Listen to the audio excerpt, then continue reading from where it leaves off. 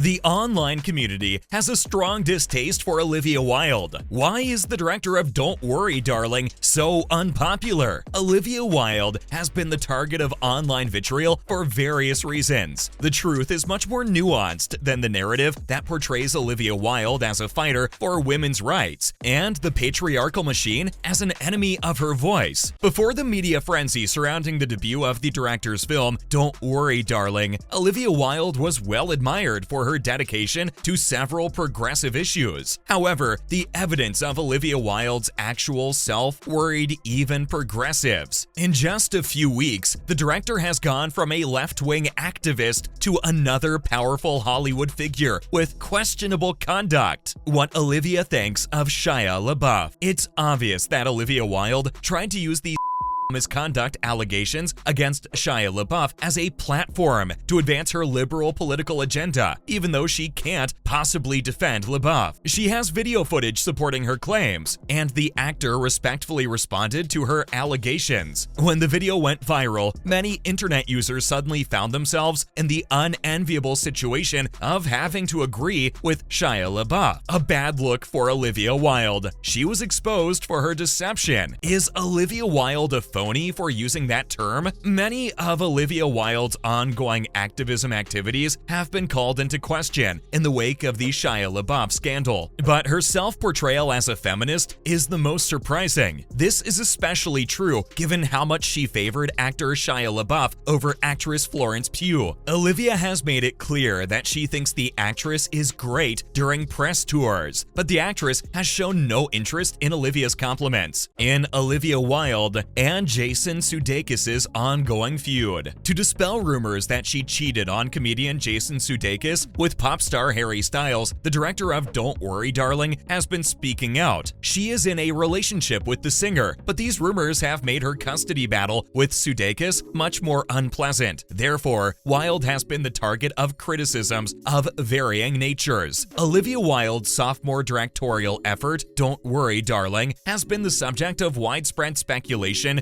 and rumors on social media for weeks. A lot of people have a lot to complain about. Some others have investigated whether or not she cheated on ex-boyfriend Jason Sudeikis with current boyfriend Harry Styles, and have even compared her to the film's leading lady, Florence Pugh. Some of Pugh's co-workers have said that Wilde was too preoccupied with Styles to pay attention to her while filming. There have been whispers that Pugh has tried to distance herself from the movie's scenes, and that Wilde botched the way Shia LaBeouf left the project. There's no shortage of rabbit holes to fall down now. The headlines have been filled with rumors that Wilde and Styles had broken up, and several online films have analyzed her interactions with her cast. Did Pugh and Wilde try to avoid each other at the Venice premiere? Neither Wilde nor Styles seemed to be sitting near each other. Is it true that Styles spit in Chris Pine's face? The rumors are a confusing jumble of memes, and once again, a woman in Hollywood is being made to feel the weight of